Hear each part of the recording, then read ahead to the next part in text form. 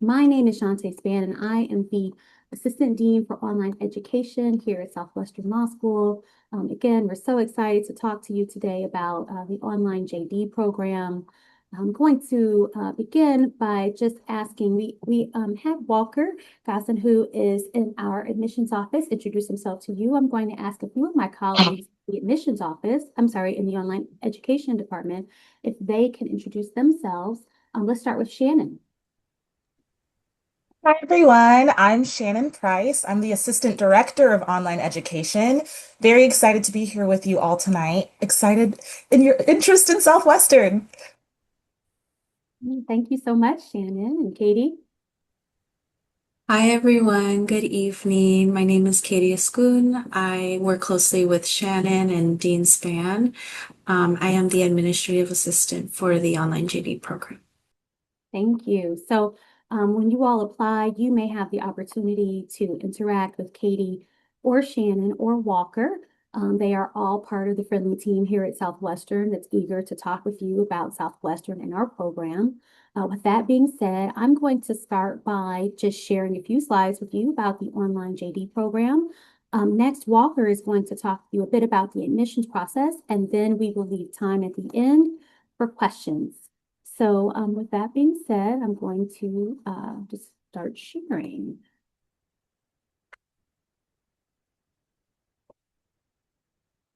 Okay, you all should see the law school, Southwestern Law School slide. If you all don't see that, someone let me know. Okay, I believe that many of you are familiar with Southwestern Law School, but for those of you who may not be as familiar, we are a private, independent law school located centrally in Los Angeles, California. When I say independent, that means that we are a school that focuses exclusively on producing lawyers. We're not affiliated with a larger university that has different types of colleges. Since 1911, we've been producing fantastic lawyers who are working all over the country in various sectors, everything from working in law firms and corporations to having great public interest positions, working in the judiciary and other areas where you will find lawyers. We have a student body of approximately 1,000 students. I've included this slide here. It lists our mission and our values. And the reason why I included this here is because I believe that the values really speak to just kind of what is important to all of the members of the Southwestern community. These values really run through the DNA of everyone at the school, from the top level administrators like the dean and vice deans, through faculty, students, and staff. I also bolded a few words which I think really embody what we find to be important here at Southwestern. They include excellence, empowerment, inclusion, belonging, equity, justice, and innovation.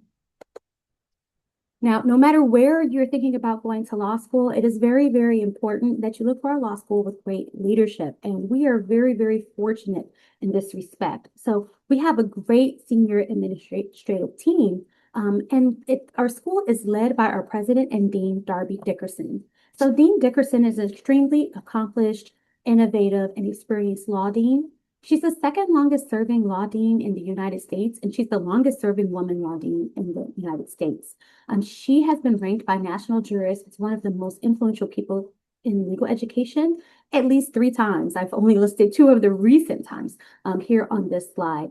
She is the past president of the Association of American Law Schools, which is a very prominent legal organization. She serves as the president of Scribes, the American Society of Legal Writers. She is a former director of the Association of Legal Writing Directors, a delegate to the American Bar Association's House of Representatives, and a member of the American Law Institute. She's also the current president of the Southwestern Law School Inn of Court and the Tom Bradley Arley N. Woods Inn of Court, which is the first virtual Inn of Court in the United States. I'll talk with you a little bit more about the Inn of Court later in this presentation, but just so that you all are aware of what it is, it's a professional association of judges, lawyers, and law students, and she is very innovative and has launched the first virtual Inn of Court with our Online JD students in mind. She came to academia after holding prestigious positions as a judicial law clerk in the Sixth Circuit Court of Appeals and as a commercial litigation attorney at a prestigious law firm. So Southwestern has a history of innovation. As I mentioned, we were founded back in 1911. We were one of the first schools to offer a part-time evening J.D. program. So from the very beginning, we have been operating with the idea of providing access to qualified applicants who would make great lawyers. In 1975, some years ago, we started our Scale Accelerated 2-year program. That is one of just 4 programs that we offer here at the law school. So the Scale program is an accelerated 2-year program. We, of course, offer our traditional 3-year residential program. We have a part-time day program for people who are parents and caregivers. We refer to that as PLEAS. And then our part-time evening JD program has evolved over the years. So in 2019, we began to offer the program in a hybrid format, and now we offer it as part of our fully online JD program. However, our online JD program includes not just a part-time option, but it also includes a full-time option. Our program is ABA accredited. It is the newest program at Southwestern, which is really interesting because now we've been working on it for a couple of years and we continue to build and enroll great classes. Our program makes an ABA-approved legal education accessible to people who need or want scheduling flexibility due to work, family, caregiving, or other reasons. People who are not able to commute to a law school that is nearby, like an ABA-approved law school, or maybe their nearest law school is 2 hours away. There are some people who would really like to attend Southwestern, but they don't live within a commutable distance. There are some people who have challenges attending a brick and mortar school. And what we have found really through our application processes is that a number of you are just really interested in online education. You've had it before, you love online education, and so you are looking for an online JD program for that reason. Our program does not have any in-person requirements. So that means that you don't have to come to the law school at the beginning of each semester or once a month or on the weekends or anything like that, though you are certainly welcome to come to the campus anytime you like. As a Southwestern student, you'll receive an ID. You'll have the ability to use the campus, use the resources to attend programs, but it's not required. And our online JD program is it's intentionally designed for our online JD students. Our Southwestern faculty work hand in hand with in-house instructional designers to produce high-quality, high-touch modules that are specifically curated for our students. Myra, I see you have your question raised. If you could just jot your question down, we'll be happy to get to it during our question and answer portion. So as I mentioned, our first class started in August of 2024. We have now enrolled 2 classes. We are currently enrolling our class of August 2026. I always think that it's really fun to show here all of the locations where our students live. So for those of you who are signing in from across the country and outside of Southern California, you see here that you're in good company. And not reflected here on this map we have one student who is abroad in Germany. She is in the service and she is enrolled in our program. And we also have another student who is temporarily in Austria. So our online JD program is offered in a mostly asynchronous format. And I like to make sure when I talk about our asynchronous format that prospective students understand the difference between asynchronous and synchronous. So when I say synchronous, I'm really referring to meeting on the same day, the same time, with a group of people like we're doing here today. Today, we're having a synchronous session at 5:00 p.m. on a Wednesday. An asynchronous session is different. It's still online, but it's something that you can complete independently. Each module is organized in a weekly format. So the classes start on Wednesday and they conclude the following Tuesday. And throughout that week, students will watch video lectures of their professors. They're not videos of the professors just standing up at a lectern and talking. No, they are polished animated videos, which are designed to reinforce certain concepts that the professors think that it's important for you to understand. Of course, as all law students do, our students have reading assignments, but in addition, there are opportunities to participate in discussion posts, There are certain learning activities that are included. Those could be anything from a reflection paper or flip cards that are used to kind of help to test your knowledge, to things that are as creative as escape rooms, which a few of our professors have developed with our instructional designers, and I think the students find them to be quite fun. There are papers and other written assignments that are a part of the weekly classes, and sometimes there are quizzes. Most of the classes include a midterm, and most of the doctrinal classes also include a final. So with that being said, the program can be completed primarily asynchronously. However, there are optional synchronous classes that are available via Zoom, and those are really great for people who do want the opportunity to see their professor, to operate, to interact with them, kind of, to interact with them basically through the Zoom class and to see some of their classmates. Additionally, our professors hold office hours, as do our TAs, via Zoom. So there are opportunities to see your professors, to interact with them and your TAs. Additionally, some experiential learning classes have required Zoom sessions. So during the first week, there aren't really any of those classes that have, a required Zoom session, except that there is a weekend in March that students do have to participate in oral advocacy competition as a part of their legal analysis, writing, and skills program. But as students move on to second and third year, there may be certain clinics that they want to take or certain classes that they want to take that do have some required Zoom components. And then the other thing is that our program allows you to really kind of design a schedule that you really like during your after your first year. So once you're able to begin taking electives, you can take some classes on campus if you live close to Southwestern, and we also offer some electives synchronously after the first year. So this slide is a slide of our faculty who are teaching in the 1L Online J.D. program. I will tell you that these professors are some of Southwestern students' favorites. They've been here, many of them, for a while, long before the Online J.D. program, and we're just so pleased that they decided to teach in our program. Our students are absolutely loving their classes. And they are scholars. They, produce wonderful publications. Many of them have written textbooks that are being used in other law schools.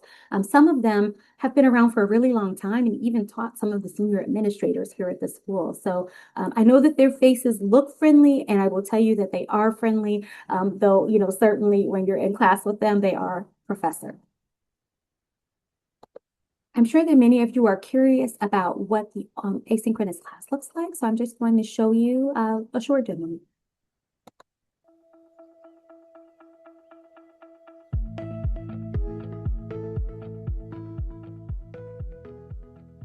The home page is designed to be your launching pad for the course.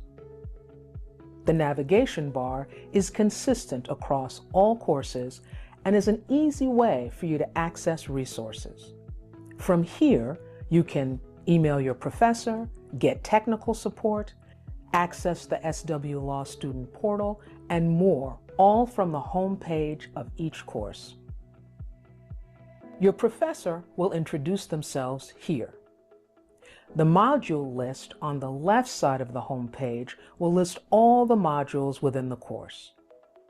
The active current module is highlighted in yellow.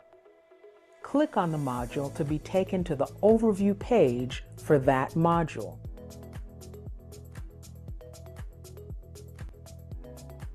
The overview page gives you all the information you need for the week.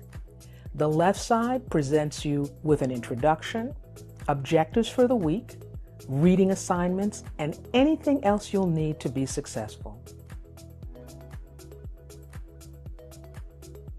The right side of the overview page is a list of all lectures, assignments, and activities for that week. Additional information is also available here, such as due dates and point values. Let's see an example of a lecture.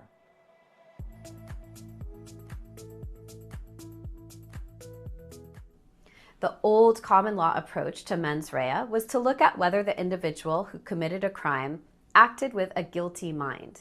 It was a more simplistic kind of analysis that really boiled down to, were they acting bad?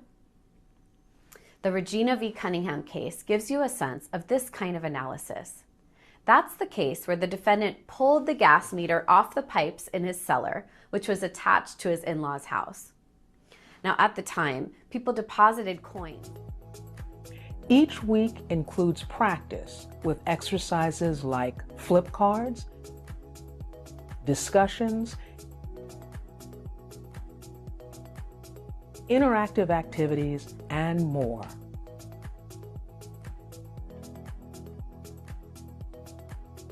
Thanks for watching. So I hope you enjoy watching that short demo video. So, as I mentioned, we offer both a full-time and a part-time program. We are the first law school in the nation to be approved by the American Bar Association to offer a full-time, fully online program. And we think that that really shows the trust that the ABA has in our ability to effectively teach students in the full-time program via our online platform. The program is designed for students who can commit most of their time to studying law. So if you are one of the people who indicated in the poll earlier that you're interested in Online J.D. program because you have family commitments or work commitments, then I would steer you towards the part-time program, which I'll talk about in a moment. But if you are someone who would like to attend a full-time program, but maybe you don't live, close to a law school, or, if you are just interested in an online program and you can dedicate most of your time to studying law, then the full-time program is available for you. The estimated time requirement for the full-time program is a minimum of 48 hours per week. And that time requirement does not include optional activities like optional synchronous sessions or office hours or certain programs that you might want to attend. Additionally, some people, when they're starting law school, it takes a little time to kind of get into the groove of things and learn to start thinking and writing like a lawyer. So in the beginning, people can find that it takes them even more time than this estimated time commitment. For this reason, we strongly recommend that first-year students in the full-time program do not work. Full-time students take 6 courses during both the fall and spring semester of 1L year. You'll see that it includes traditional doctrinal courses like contracts, constitutional law, criminal law, property, and torts. It also includes the legal analysis, writing, and skills course, which is referred to here as Laws 1 and 2, as well as Foundations, which is a special course that is taught for Southwestern students to help students to become acclimated to law school and learn important study skills, analysis, and time management techniques to be successful in law school. You'll also see in the spring column that our full-time students are able to choose an elective during spring semester, which is something that I think is quite fun. I didn't have that ability when I was in law school to have an elective during the first year. So that is something to look forward to if you decide to enroll in a full-time program. Our part-time program is the program that is designed for people who have other things that they are trying to manage along with attending law school. So this program can be completed in 4 years, and that does assume that students take classes 2 out of the 3 summers. The estimated time requirement for the part-time program is approximately 30 hours per week at a minimum. So again, in the beginning, it may take a little more time, and then people should also factor in time to attend optional sessions. And even though, it is designed for people who have other responsibilities, 30 hours a week is nothing to sneeze at. So it's just important to think about how you will integrate study time into your life. I will tell you, we have plenty of students who are doing it and doing it successfully, but it does require some careful planning. Part-time students take 4 classes in the fall and the spring. You'll see here that these are the same classes that are being offered to our full-time students, except that there are 2 less classes in the fall and spring, and then part-time students are able to begin taking electives during their first summer. We are proud to be able to offer 5 concentrations through the Online J.D. program. Now, I like to make sure that everyone understands that a concentration is not required in law school. It's not like undergrad where you have to choose a major. So you can go to law school and not concentrate in anything. but concentrations are great for people who are interested in advanced coursework in a particular area or who would like for their resume to reflect advanced coursework in a particular area. So you'll see here that we offer concentrations for online JD students in civil litigation and advocacy, entertainment and media law, public interest law, technology law and entrepreneurship, and criminal law. We are also proud to be able to offer the same strong experiential learning opportunities to our online JD students as we offer to our residential students. In fact, online JD students are able to participate in 2 of our clinics. Clinics, for those of you who may not be familiar, are basically almost like in-house law firms where students have the opportunity to work with real clients on real matters under the supervision of a professor. Our online JD students are able to work in our community lawyering clinic and our entertainment and the arts clinic. They do require a little bit of synchronous work. And then we are also proud to be able to offer our externship program to our online JD students. Externs are basically working in a legal setting outside of the law school with either a judge or a supervising attorney. They can be working in public interest, government, law firms, or corporations. And there is a concurrent class that students take with that. And so students are able to get great legal experience while also earning class credit. And students are also able to be paid if the organization pays for that particular work. So this is your friendly online education support team. You have the opportunity to meet Shannon and Katie at the beginning of this session. Just a little bit more about me as the Assistant Dean for Online Education, in addition to working with prospective students such as yourselves, as you kind of go through the application and admission process. I also work very closely with our career services and externship departments to support the short-term and long-term career goals of our students. Featured here on the left is Dean Rodriguez. She is the Vice Dean who oversees our online program. We have Dean Goldberg here, who serves as a go-to resource for our online JD students and really helps to support students, along with Shannon Price, whom we met earlier. Professor Rosen is our online reference librarian, and he helps to support our students in their research needs. And then Elizabeth Bernstein is our Assistant Director for Career Services, who works with many of our online JD students. In addition to the team that you saw on the prior slide that provides support to our students also have the ability to be mentored by upper division students. So we have a really great peer mentor program, which are basically upper class students who work with 1Ls to help to build community and just to help them to learn the ropes and become acclimated to law school, provide great tips. And our Dean's Fellows, who are students who performed well during their first year, who help 1L students with things that are more academically focused, including study methods, skill development, professionalism. In addition to those mentorship programs, we also have various departments at Southwestern that support students, and they support our online JD students as well. They include, some of the departments that you see here: student services, student affairs, academic success and bar preparation, career services. We have a whole writing center to help students to really hone their writing skills, and of course, our wonderful financial aid department. So I know that sometimes people wonder whether there is space in an online JD program for community. And I will tell you very enthusiastically, yes, that is definitely the case for our students. That is one of the things that surprises the students the most, is the wonderful online community that we have here at the school. And part of this is because we facilitate a lot of opportunities. And part of it is because the students wind up connecting with one another. So opportunities for building online community exist through some of those optional synchronous class sessions we talked about, through peer mentor groups. We find that our peer mentors like taking their groups of students and kind of giving them the opportunity to engage in activities together, or by setting up different study groups that students can participate in.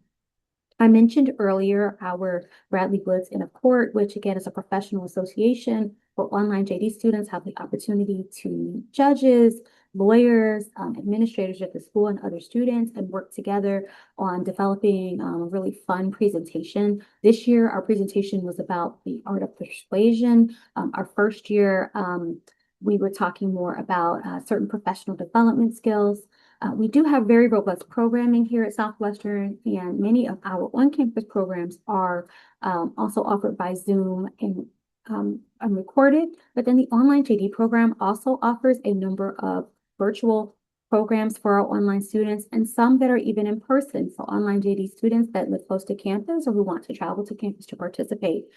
For instance, the school hosts a big homecoming every year. And so, everyone, from 1L students all the way through alumni can come to campus to participate in the homecoming. But the Online J.D. program also hosts a special session just for Online J.D. students where they have the opportunity to meet one another and participate in fun activities. Like this past year, they were able to participate in a mock trial activity. And then we also had a really wonderful panel of alumni who were talking to the students about networking. And then students could take that information they learned and go network with alumni at the reception at homecoming.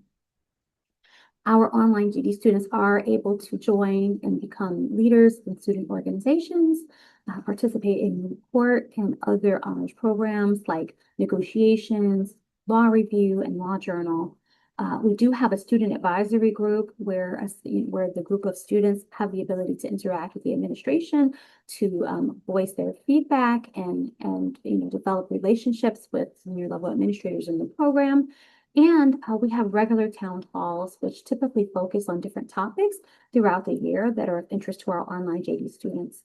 Also, there's no shortage of communications here at Southwestern. So there are newsletters that come from the Online J.D. or the Online Education Department. There's also a nice CSO and externship newsletter that goes out weekly. But additionally, there is an email that goes out every day to everyone at Southwestern, which lists programs that are available, different upcoming deadlines and opportunities that are of interest to students.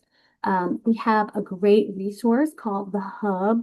Now we're calling it the Hub 2.0 because we relaunched it, but it's basically a Canvas page that serves as a homeroom of sorts for our Online J.D. students where they can come as a first place to kind of learn, which departments or resources might be of use to them. And then, as I mentioned, our Online J.D. students have kind of helped to facilitate their own community. And when I say that, I mean both our 1L and our 2L classes have a Discord group, and apparently they post on Discord quite frequently, and they literally have each other's phone numbers and text all day. And some people are not interested in being involved in that way, and they don't have to be, but they're apprised of what's going on in the class. And then others are fully committed and fully in, and they love interacting with one another. I've heard from more than one student that they have made their best friends in the Online J.D. program, and they were surprised because as an online student, they didn't realize that they would have that opportunity. So with that being said, we are currently still accepting applications for fall of 2026. I saw that a few of you in the poll were interested in applying this year. So if you are interested, I do encourage you to get your application in. As I said, we are accepting applications, but that is an extension of the original deadline. For the Online J.D. program, we are accepting applications from people who live in states that are listed in the first two categories here. If you live in one of the categories that's in this third category, unfortunately, we're not currently accepting applications from people who live in your state. However, I do recommend that you reach out to us if you live in one of these states and are interested, because we are constantly obtaining authorization to offer the program in additional states. For instance, I hope, I'm keeping my fingers crossed, that we will be approved in Georgia in the near future.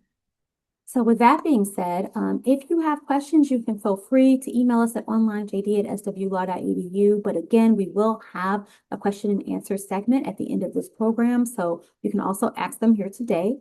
And with that, I'm going to turn it over to my colleague Walker to share with you a little bit about the admissions process. Thank you, Dean Span.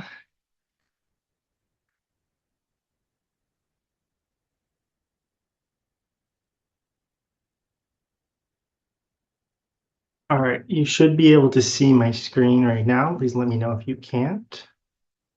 Should be good. Great. So today we're going to go into a little bit about the process for admissions into the online program and programs in general. So the application components, there's two main application components. There's the Credential Assembly Services, which we call the CAS report, and there's also electronic application, in which we call the e-app. The Credential Assembly Service report will hold all of your LSAT scores, your LSAT writing sample, your undergrad GPA, summarized by and calculated by LSAC themselves, as well as all the transcripts of every institution you've ever attended, whether it was for one class or 20 years ago, as well as foreign evaluations and letters of recommendation. We require one letter of recommendation. We accept up to 3. The electronic application, like I said, we call it e-app, that has your personal statements, your optional statements, resume, and any addenda. Within your personal statement, ours is going to be unprompted. So typically what we want to see is your why. What is your why for law school? I would say it's roughly 2 to 3 pages, double space. What motivates you, who you are, right? Your optional statements, they are going to be prompted. One of them is going to be a why Southwestern, and the other one is going to be your why me, so your lived experience. Your resume is going to be 1 to 1.5 pages at most, professional style resume, similar to something you would apply to a job with.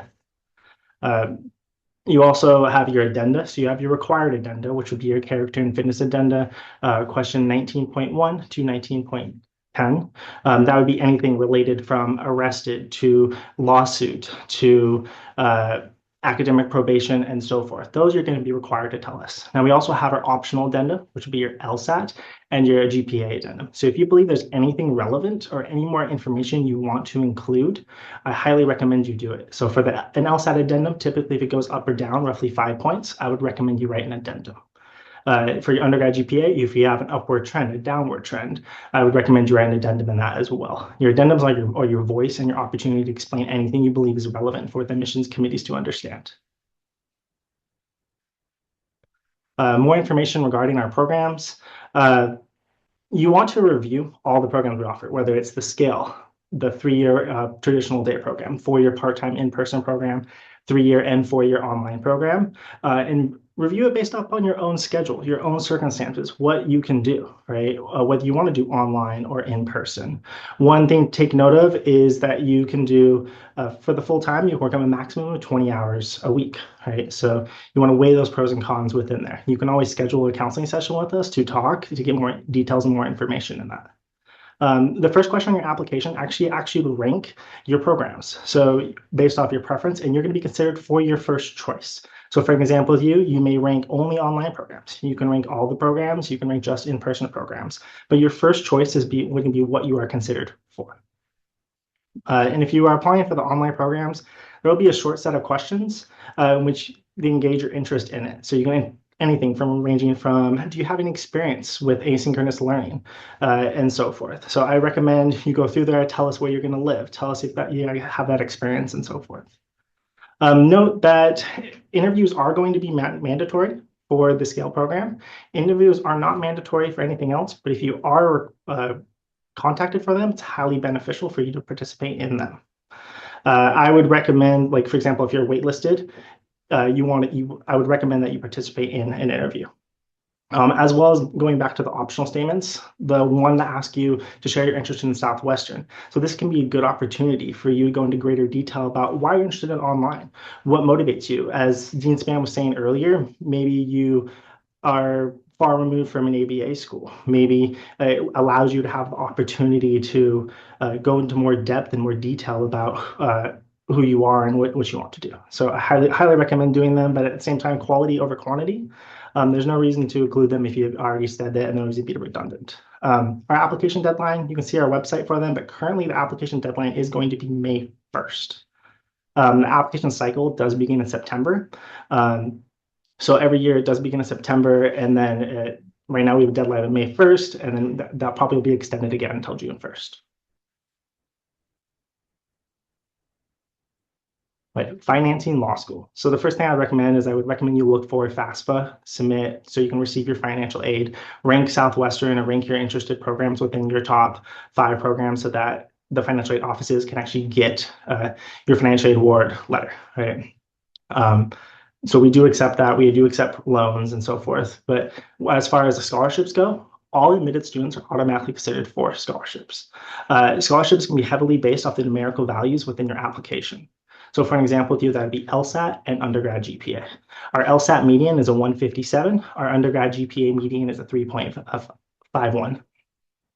So if you're north of those, you generally speaking have a good shot at a scholarship.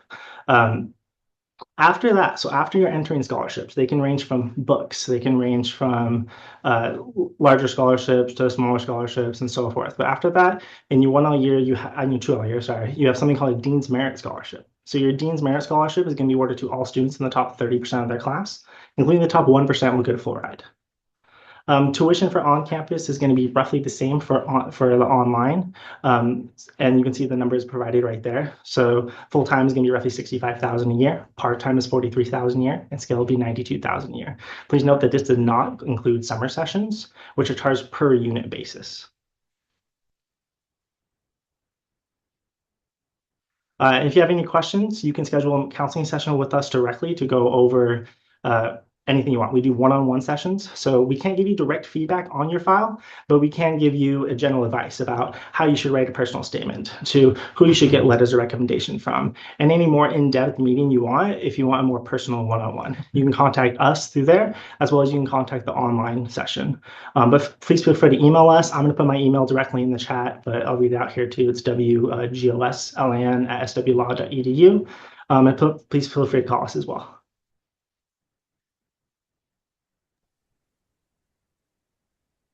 Thank you. Thank you, Walker. Thank you. So now you've heard a bit about the program, and I see there have been questions in the chat, and everyone has been working to try to answer the questions. But now we have time in the program for questions that we can answer right here and right now. So if you have questions, please feel free to raise your virtual hand.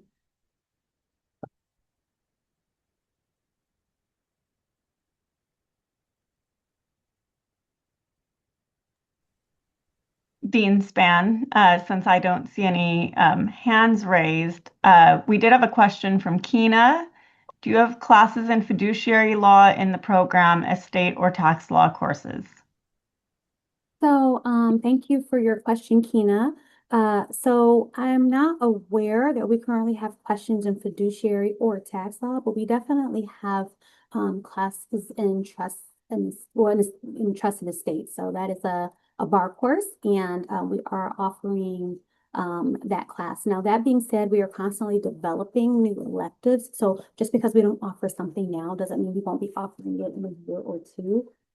So again, that doesn't mean that if you were to start, for instance, in August, that it wouldn't be available by the time you're ready.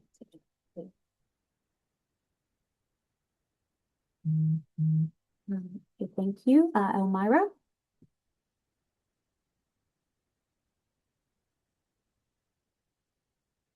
Elmira, would you like to share your question? And you're on mute. I don't know if you're speaking.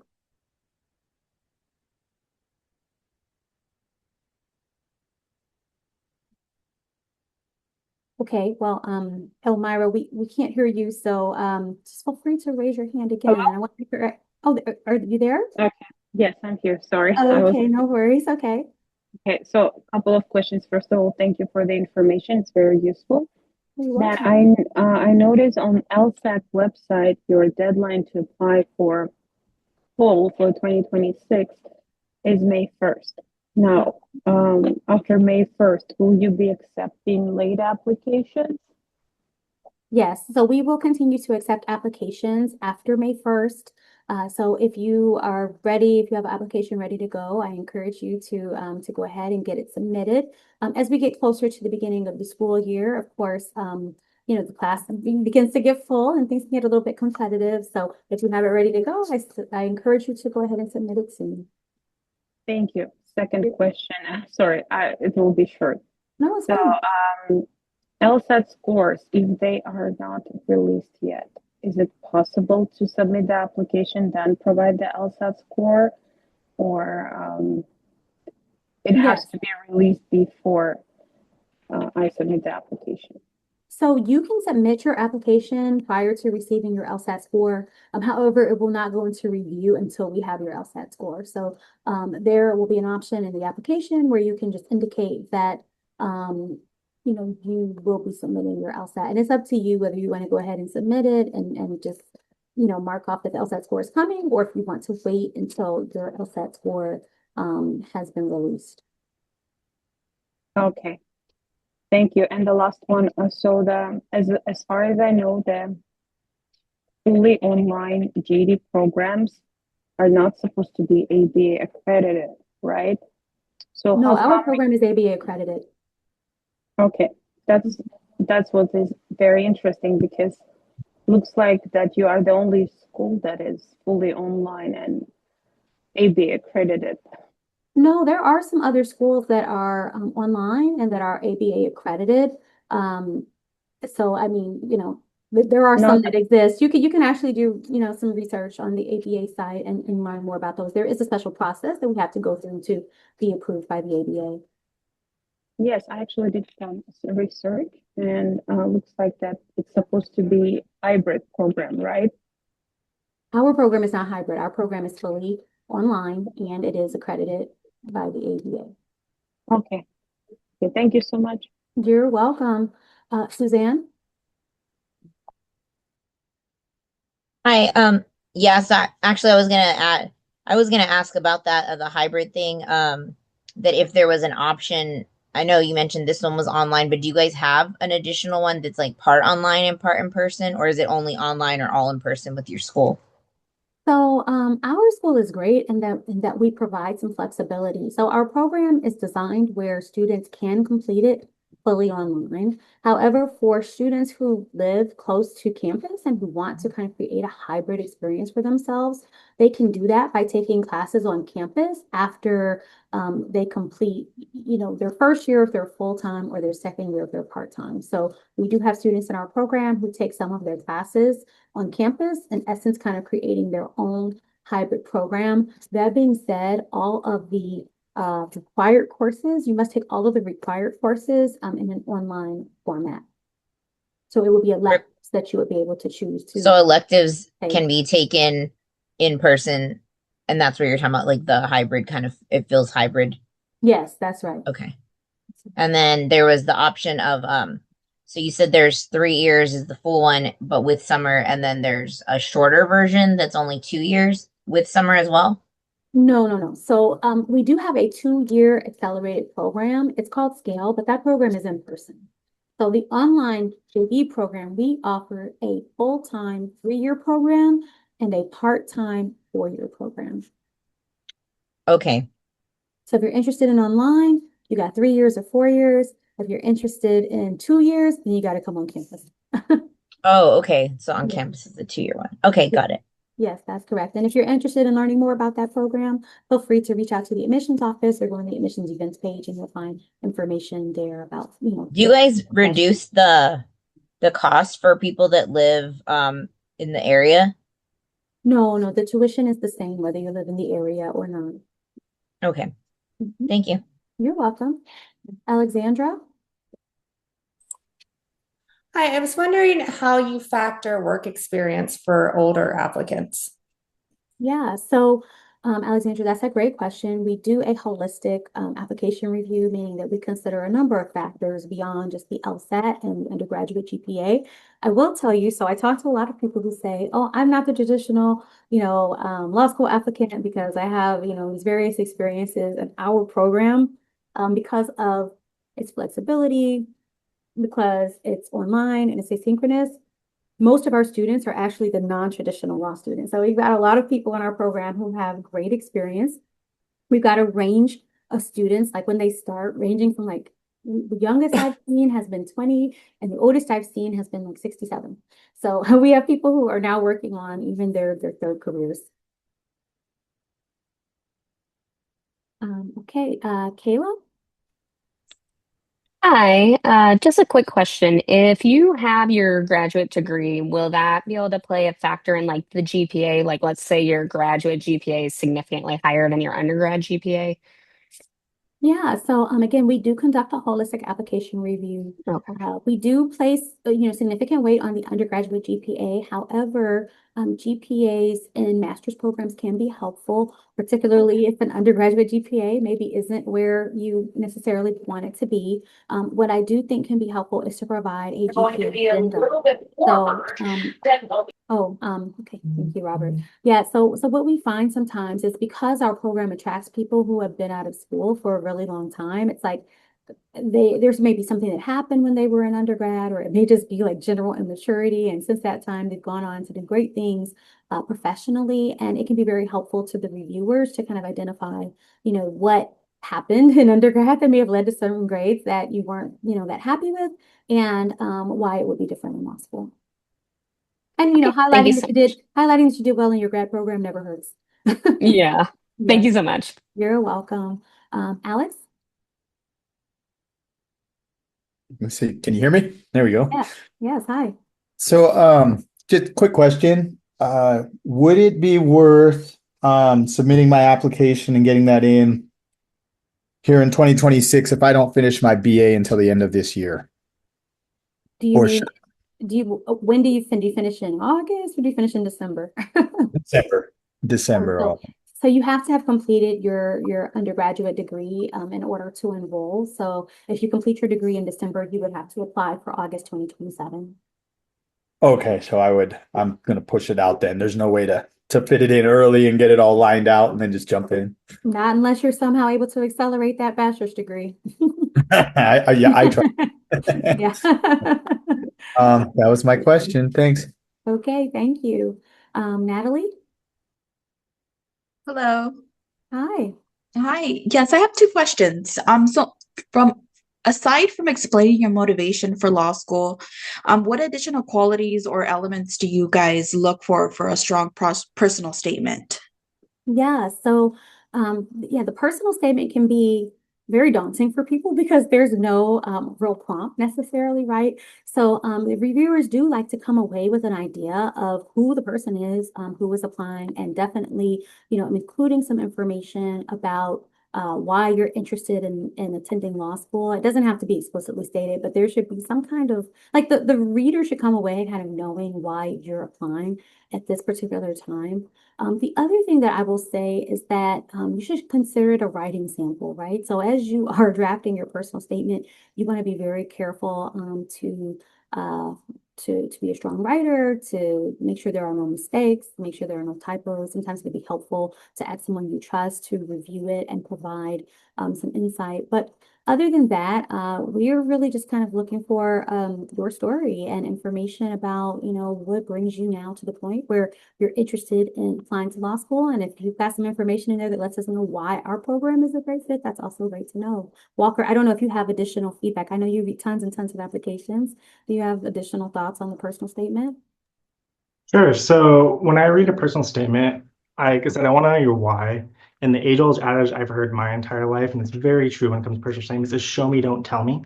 So don't just tell me what you want to do. For example, if you're into advocacy, don't just tell me, oh, I'm interested in advocacy and I want to give back. Show me who you are, what you want to do, what motivates you, the work you put in, the effort you put in, right? That's kind of my big thing is I want to see the details of who you are. So Thank you. Now, Sarah, your hand has gone up and down a bunch of times, but I want to give you an opportunity to ask your question now. I think you kind of moved out of place in line. Yeah, I did. Because you've kind of answered it through other people as well. So I was just inquiring about the LSAT. So I've already applied. I put it in a month ago. Okay. And my LSAT score is it's a so. I didn't study for it the first time around, and I'm studying now, and I'm taking it again June 4th. And I was Okay. just wondering if maybe we'll see what happens with. I think I'm going to have them just do it, just review my application with that because June. That's other people have asked, and they said that's gets really competitive by June.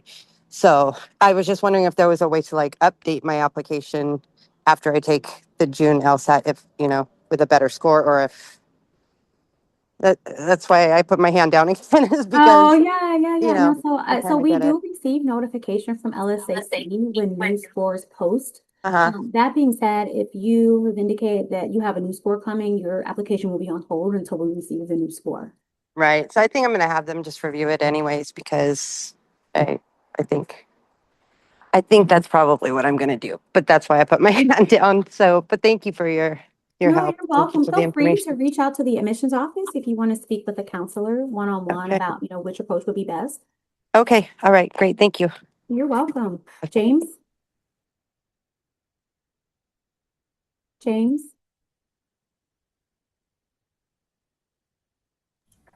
Hello. I had a couple Hi. of questions actually. I know that there was some chat in there about the cost of living in Mhm. the area, but how much was the student housing that you have right next door? Hmm. Walker, do you know that answer quickly, or do we need to take a quick look on the website? I Would know that be that part of they, the scholarships? I actually so got an I, email about this. It's around $1,900 for a studio, and I believe a one bedroom would be around 1,700 to share. But don't like quote me Sure. on that. I'm like 90% sure that's what the email said. Okay, but there's no married housing? I have no idea. Hi, Okay. I can help. so I'm Nancy. yeah, thank you. I've been in the chat. Rental rates for the coming academic year were just released. I assume Uh-oh, Nancy. they've been posted on our website for the residences, which if you swlaw.edu/housing, you should be able to find the rates and lots of detail there. You can live in the residences with a spouse or partner and family, as long as you are a Southwestern student, that is fine. So the largest units we have are the 2 bedrooms. And I believe one of the other students on the call mentioned they're shared. So typically, if you were a single person, you would be in your bedroom that had your own bathroom that can all be locked off from the central living area. And then there's another like mini suite for the other Southwestern student. If you were a family, you would just utilize both. You would rent the entire space and you would utilize both in that way. And what was the cost be of that? Um, I would check the website. I don't know them off the Okay. top of my head. Nancy, would you mind putting the website in the chat? Because when you were talking, you froze a little bit, so I'm sure Oh, you didn't sorry. hear it. It's okay. I'll put it in the chat in a minute because I'm mid-message to someone else, but it's swlaw.edu/housing. If that Okay. person is using both rooms, would they have to just pay twice though? You would pay the full rental rate, which is on the website also. I'll put it in the chat when I have a minute. I just put it in the chat, Nancy. Oh, thanks, Walker. Okay. Thank you. Eldon? Hi. So my question is about transcripts. So I attended law school before, and the law school didn't accept financial aid, so I was paying out of pocket. Um, that school only posted grades once per year because they were all year-long courses. So I had an injury, wasn't able to work for a while, could no longer afford to keep going, so I had to leave law school. And after about 6 months. So I was wondering if you would still want a transcript, even if it doesn't have a grade on Yes, so if you've attended a law school previously, we would ask for a transcript and a letter of good standing from the law school. it. Very good standing. Okay, perfect. Thank you. Yes, thank you. Cassandra? Hi, can you hear me? Hi, yes, we can hear you. Hi. So I wanted to ask because I work full time as paralegal and Mhm. I'm kind of torn between whether to apply for the online, the part-time online JD or whether to do the hybrid where it's like I believe you said hybrid part-time evening. Because I live in LA County, so I can attend physically Yeah. part-time. And then I've taken my bachelor's online, fully online.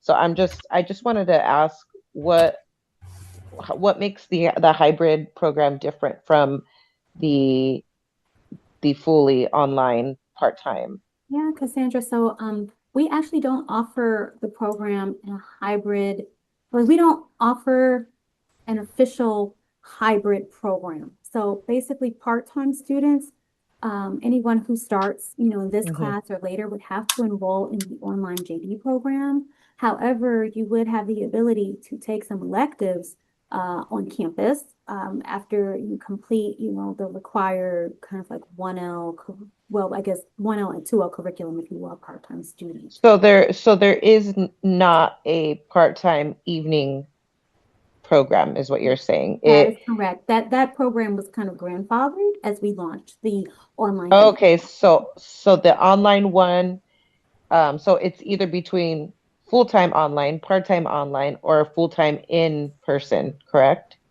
Yeah, so you could do a full-time online, could do a part-time online. We do have a part-time day program. So if you Mm-hmm. are able to come to campus for day classes and you want to be in person, you can do that. And we have the traditional 3-year residential program, and then we have a 2-year accelerated program that is again residential on campus.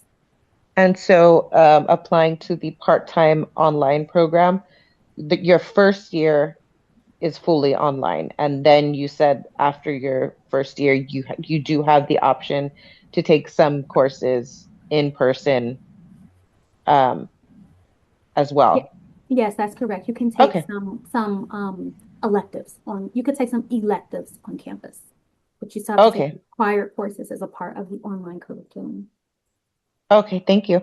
Thank you. So I see that we're here at 6 o'clock. I'm going for all of you who have hands raised. We'll get to your questions, and then after that, we'll have to conclude. I think that Walker may have to leave, so thank you, Walker, for being here. But luckily, we still have Nancy here to help us with admissions questions. Okay, Masahiro? Hi, thank you for the presentation. So I have several questions, and the first one is is there like I remember you mentioned about the admission is like a holistic approach, but is there any like a ballpark of GPA or LSAT scores or like in a minimum score that you guys accept students? Yeah, so right, we do a holistic review. However, your LSAT score and your undergraduate GPA are so very important. So I like to make sure that people understand that those two metrics are very important. We have on our website a chart that's called Prospects for Admission, which I think can kind of help to because we don't have any like cut score necessarily, but there are certain combinations where you have a greater chance of being admitted than in others. So let me see. If I am able to find that before we get off the call, I can put it in the chat. Otherwise, you can just email me at onlinejd Oh, okay. and I'll send If it I to can you. find it online, it's fine. And another question Okay. was is there any like the maximum number of years that the students have to kind of graduate? Yes. So I believe that, and Nancy helped me out with this. I believe that students have to graduate, I think it's within 5 years. I think it's 5. Yeah. Okay. Thank you. And the last question I had was I had a little bit of a hard time understanding the specific difference between the personal statement and the optional statement. Could Yeah. you So elaborate on that? sure. So right. So the personal statement generally doesn't have a prompt, but it's meant to help us to get to know you. So we're looking for some of those qualities that Walker mentioned in when he was answering the other attendee's question about the personal statement. So for the optional statements, there are a number of different optional statements you can provide. You could write something about, something from your background that you feel really shaped who you are, or really shaped your perspective. You have the ability to submit an additional addendum about your LSAT scores, or if you had, certain GPA trend or something you wanted to share about that. There's also an addendum that you can provide, an optional statement that indicates why you're really interested in Southwestern specifically, or why you're interested specifically in the Southwestern Online J.D. program. Certainly, you don't have to submit all of those statements, right? So if you feel like you've got it pretty much covered with your personal statement, then that's fine. But it just provides you kind of like extra real estate to give us more information about you. Okay. Thank you very That much. help? Okay, great. And if you have additional questions about those statements, again, you can reach out to our admissions office at admissions@swlaw.edu. Thank you very much. You're welcome. Suzanne? Hi. Hi. I had a quick another question. So basically, I was wondering about accommodations that your school for the online one, because I know a lot of times it is more difficult for people with disabilities, depending on obviously the disability and stuff, for schools to then offer certain accommodations. Do you guys, do you guys practice the, like, I don't know what you guys' office would be called, but I think at the college that I'm at, they called it the EAC Center, and another one called it the Access. But do you guys have like an office for accommodations for people with disabilities? And does that apply to online courses, maybe for test taking times? Or if you do, what are the accommodations, some of the main accommodations that they offer, if you know? Yeah, so we do have, so our student services office handles accommodation requests from students. We do have a professional who is very well versed in accommodations who works with our students. I know that they request that students submit, some type of documentation in order to request accommodations, and there are various like things that they do, and just kind of depends on what the disability is in terms of like what accommodation they may come up with. So yes, it is available. There's a professional who works on that. We do suggest that people who know that they will be needing accommodations, request them when they first start, because especially for exams and things, it's like once you get into the swing of things, that comes up pretty quickly. So yes, it is available, and if you're interested in being put in touch with our accommodations professional, please email me at onlinejd@swlaw.edu, and I'd be happy to put you in touch with them. All right. Thank you so much. You're welcome. Okay, Bridget. Hi, my question is about recommendations. I noticed that you said that one is required, but three is the max. Do you guys give extra consideration if it's three or two versus just the minimal of one?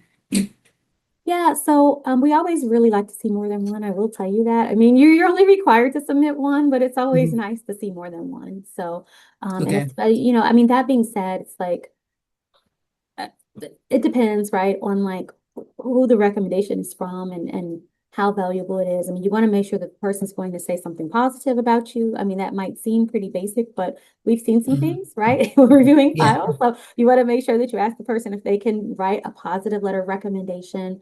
And they hold more weight, honestly, if they're from someone who has observed you in a professional context or an academic context or a leadership role than, like if it's a friend or like a neighbor who's a judge who's like, oh, I know that this person has great qualities to be a lawyer. We're like, well, you like them and you're their friend, so we're sure you do think that. But so yeah, if you could just like be, kind of thoughtful about who you're asking. So I just say all that to say, it's better, or I shouldn't say it's better, but if you only have like one really good one from someone who is able to kind of talk about you in a professional or academic context, that's okay. Like, don't feel like you have to drum something up from a friend or neighbor to make it where you have to.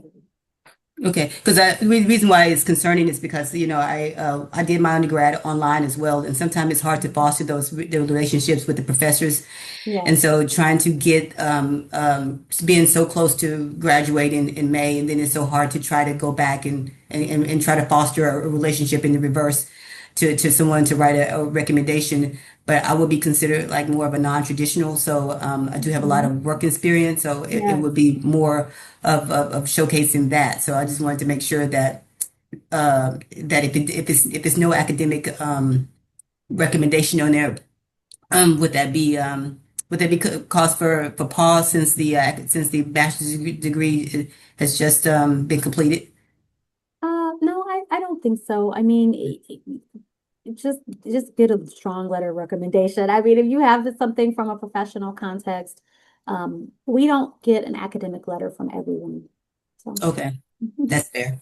Okay, All great, right. thank you. You're Oh, and then welcome. transfers.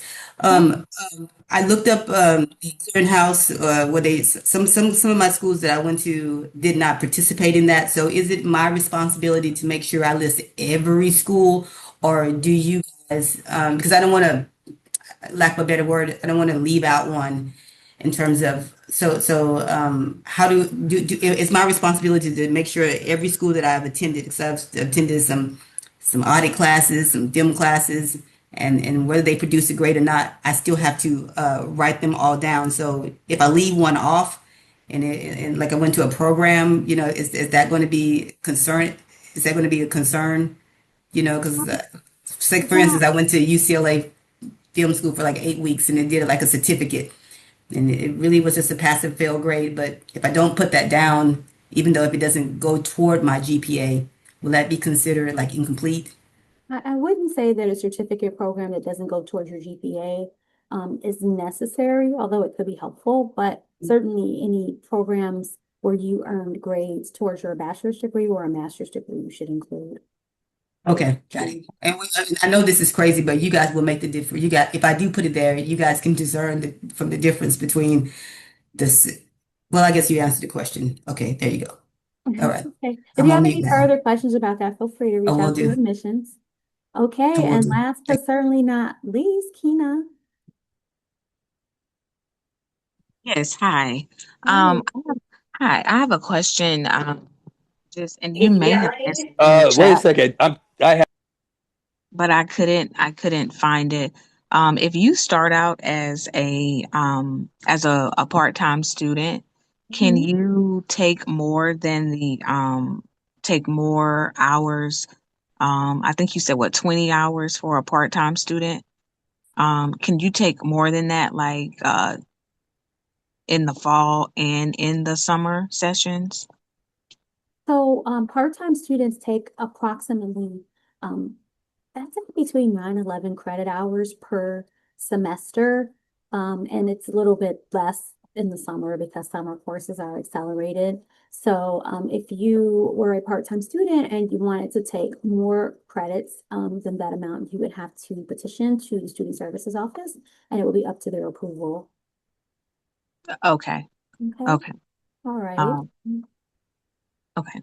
Yeah. Thank you. Did you have another question? Okay, great. So I said we would stop with Kina, but I see Sophia and Elmira have raised their hands. So we're really going to stop after Elmira. So Sophia. So I was wondering what the testing looks like for online students with the LSAT. It's all proctored. A lot of other schools don't have that full setup. So what's it like for midterms and finals for online students? Yeah, so we do have proctored exams for online students. There is a 2-camera method. So you have to have like clean desk, clean room, do a room scan. And certain applications, or I guess all applications within your exam, are kind of locked down on your computer as you're completing your exam. They're offered in like a window of time. So say for instance, and that is one time actually when it's like you do have to be available on a certain day at a certain time is when you take exams. So like say for instance, your exam is on, I don't know, say you have a midterm on October 25th, and it may start between 3 and 6 p.m. and you have to start it at that time. And if for some reason you have an unavoidable conflict, you can petition to the Student Services Office to change that exam time. So it's like a similar setup to the LSAT. You need certain programming on your computer. There's certain software, yes. Okay. Okay, Elmira. Hello. Hi. Okay, thank you. Regarding your programs, you said that we have to rank the programs we prefer on the application. What if we start, let's say I got admitted and I start with a full-time program, then is it possible to transfer to part-time or transfer from day to online program and vice versa? Is it easy to transfer or we have to stick with the program we choose? We Yeah, got so admitted to. So it kind of depends on when you decide you want to make that change, right? So, say you ranked on your application that you want to participate in the full-time program, and maybe you were planning to balance part-time work with that. And then after, hearing the presentation today, you're like, oh no, I don't want to do that. I want to switch to the part-time program. That's fairly easy. You can just reach out to the admissions office and request a change in your first choice program. And you really have the ability to do that kind of up to the point where you start, except that as you get closer to the start of the school year, it can become a little bit harder because there's more that has to be moved around and changed if you decide to change that. And that's assuming that it's all within the online program. Say that you decide, okay, I don't want to do online at all anymore. And now I want to go to the residential program or I want to apply for the scale program. Those things take kind of like an additional approval process, particularly for scale, because scale has an interview process as a part of their evaluation. So if you think that you might want to change, you would just need to contact the admissions office and find out the process for that. If you've already enrolled and say you've already started classes and you say, ooh, okay, I'm full-time and this is a lot, and I feel like I need to change to the part-time program, then you would have to work with our student services department to determine whether or not that change is possible. So they do get those types of requests sometimes during the school year, and they have they have a decision-making process as to who they are able to allow to do that. I see. So let's say the part-time or full-time online program, pretty much you just follow the program online, like the classes online for the students that are in-person daytime school attendance. You just do everything online. It's the same classes, same teachers. You No, just no, watch. they're completely no, they're different programs. So if you enroll in a residential program that's on campus, you would have to come to class every day. There are different professors that are teaching in the first year program in the residential program versus the online program. Although the professors in the online program, they may also teach classes on campus as well, but it's not like the same professors are teaching the residential students as are teaching the online students at the same time, like during the same semester. That makes sense? Yes. Is it the same amount of units, for instance, for the student who is part-time online and part-time residential? Do they have the same amount of classes and hours, or they differ too? So for a part-time, so again, we don't offer the part-time evening program in person anymore. We do offer a part-time day program in person, and that program may have classes that are a little bit different than the online part-time program. Like for instance, the sequence may be different. Like if you're attending and this is just hypothetical because I'm not as familiar with what part-time day students take since I specialize in the online program.